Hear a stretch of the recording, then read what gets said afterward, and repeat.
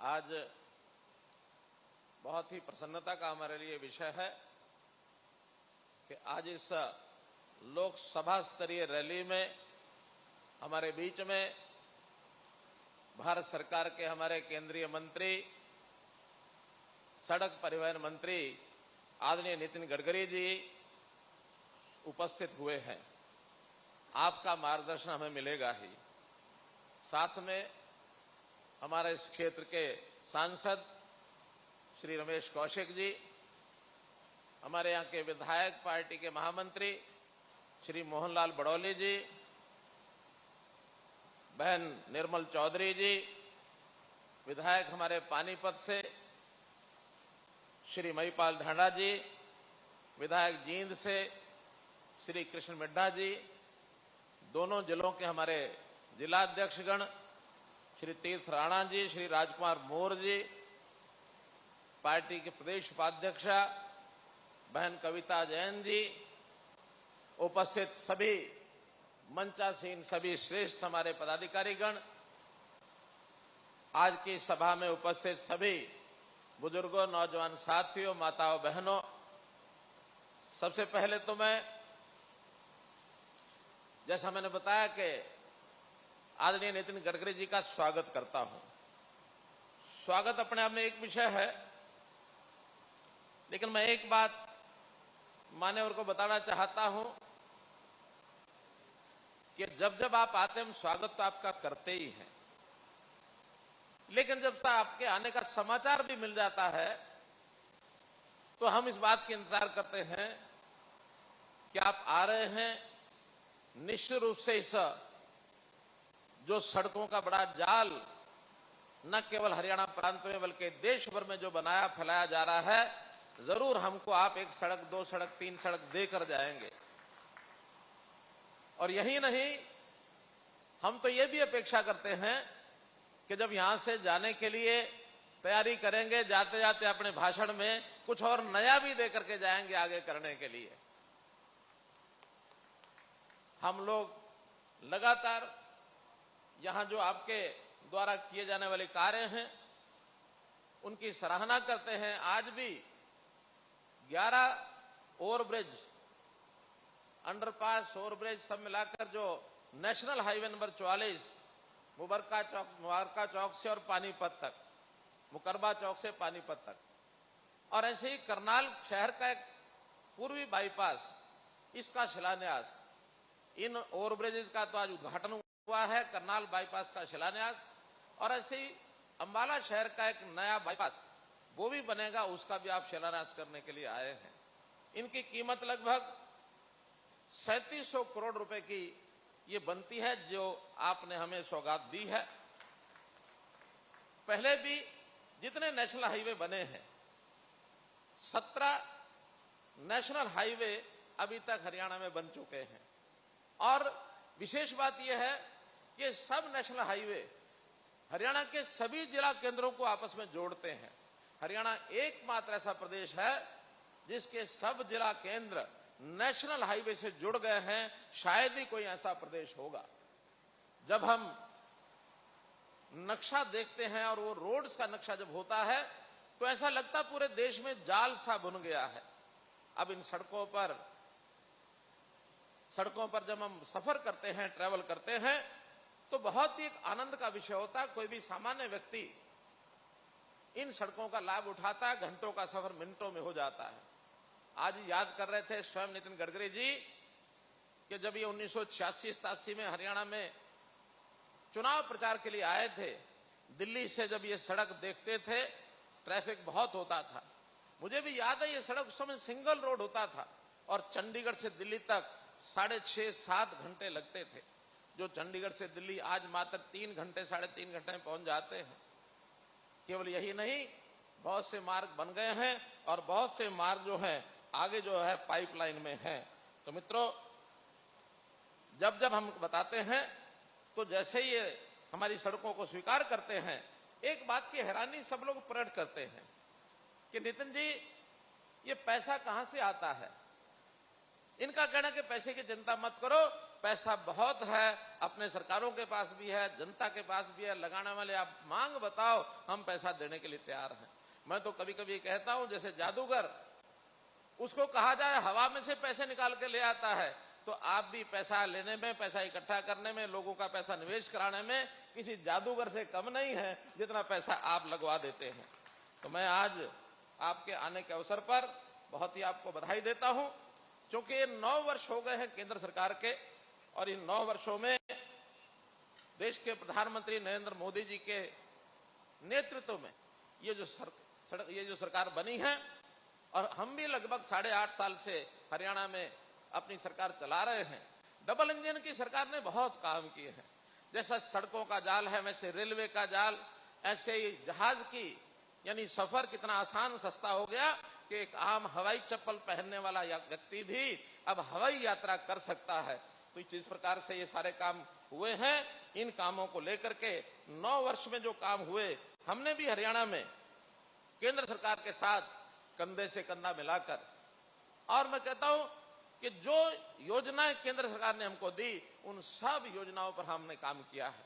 खास करके आम आदमी, आम सामान्य व्यक्ति, गरीब हो, मजदूर हो, किसान हो, उनके हित में केंद्र ने कितनी ही योजनाएं चलाई हैं, और उन योजनाओं को लागू करने में हमसे जो अपेक्षा की गई हमने की है।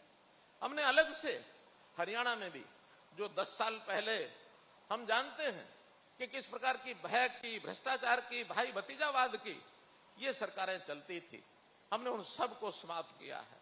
आज निर्भय होकर के, चाहे यहाँ का गरीब आदमी हो, चाहे आपका सामान्य आदमी हो, चाहे अमीर हो, चाहे कोई निवेशक हो, उद्योगकर्ता हो, किसान हो, मजदूर हो, किसी को चिंता करने की जरूरत नहीं है। जिस प्रकार के एक जिसको कहना चाहिए ऐसे वातावरण को सपोर्ट करते थे कि कैसे गुंडागर्दी आगे बढ़े, क्योंकि उसके आधार के ऊपर इनके शासन चलते थे। अब इस सालों में निडर होकर के सब लोग अपना काम करते हैं।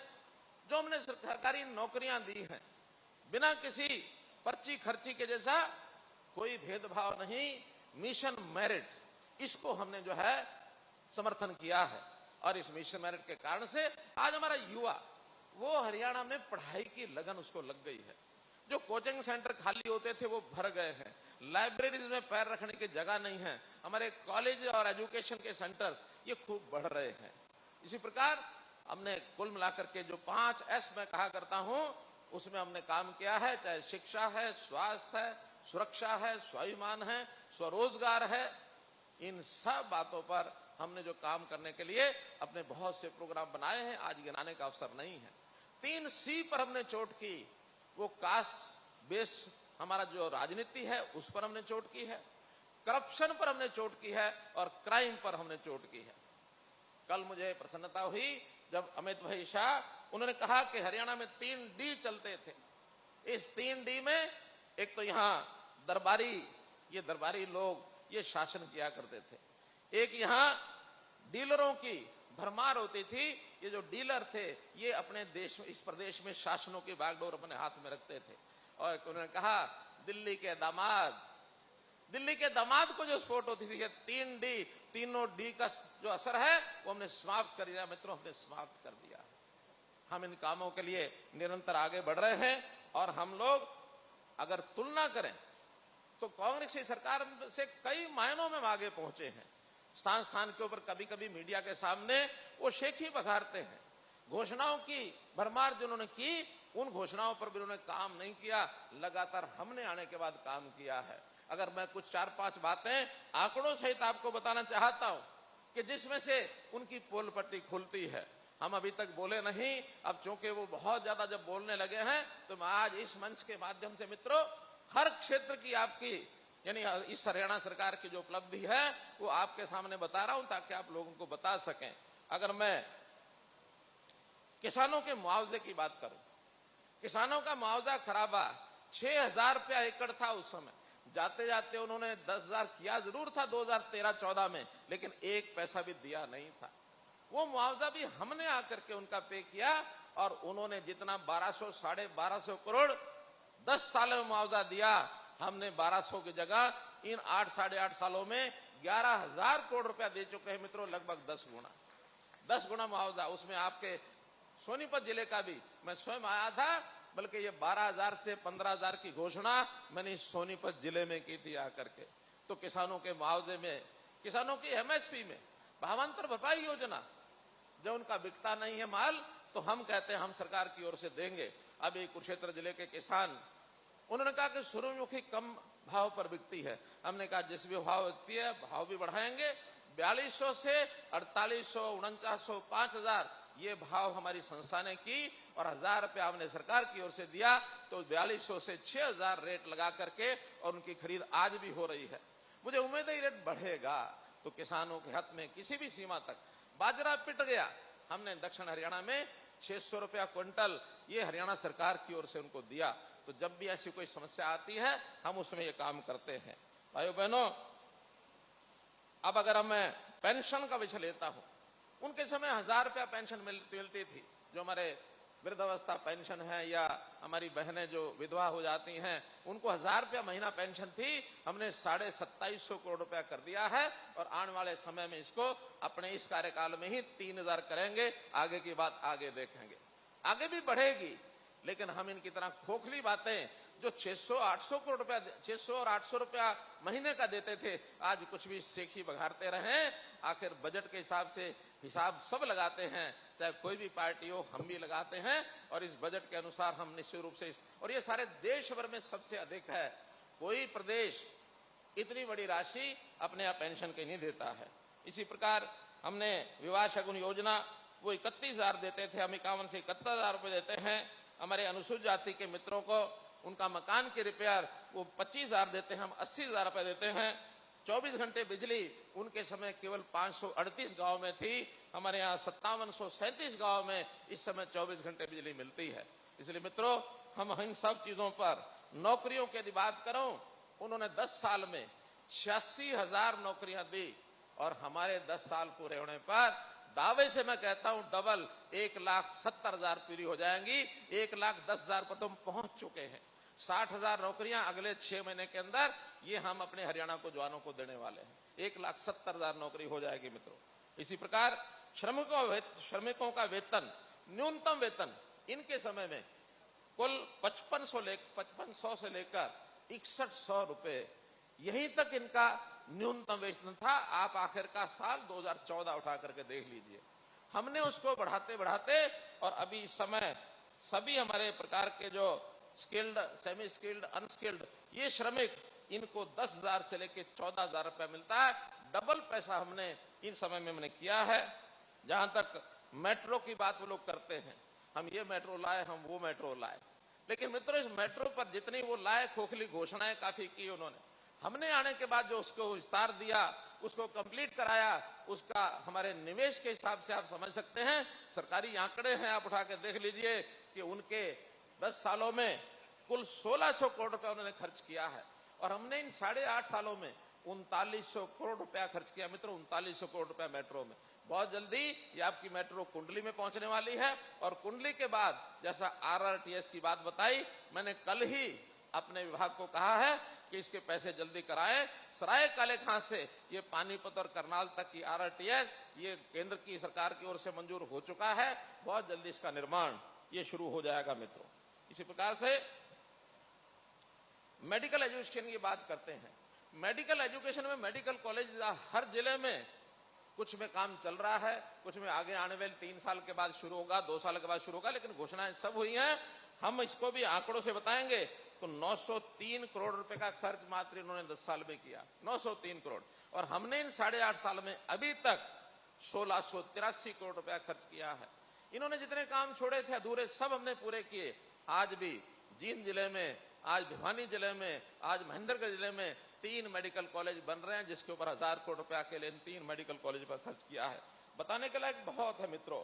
मैं अगर बताने लगूंगा तो मुझे लगता है कि हमारे नितिन जी को जो विषय केंद्र सरकार की ओर से भी रखने होंगे, ये हमारी भी कुछ चीजें इनको ध्यान में होंगी। निश्चित रूप से हमारी जो डिमांड भी हैं उनको भी हमने दिया है।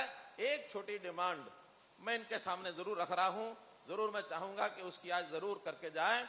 वैसे तो फ्लाईओवर और अंडरपास रेलवे के जहां जहां नेशनल हाईवे हैं, जहां जहां हमारे स्टेट हाईवे हैं, उन सबके पर्याप्त बने हैं। अब फाटक बहुत कम रह गए हैं, फिर भी कुछ स्थानों पर अभी जो आरओबीज और जो ब्रिज बनने हैं रेलवे लाइनों के ऊपर अथवा सड़कों के ऊपर, वो जो ब्रिज और आरओबी बनने हैं उनके लिए हमारी एक आवश्यकता है कि हमको 300 करोड़ रुपया और इसका जो सेतु बंधन योजना भारत सरकार की है, इस योजना के अंतर्गत ये हमको जरूर मंजूर करके जाए। मैं इतना निवेदन करते हुए पुनः आपका स्वागत करता हूं, बहुत बहुत धन्यवाद करता हूं। बहुत बहुत धन्यवाद, आभार।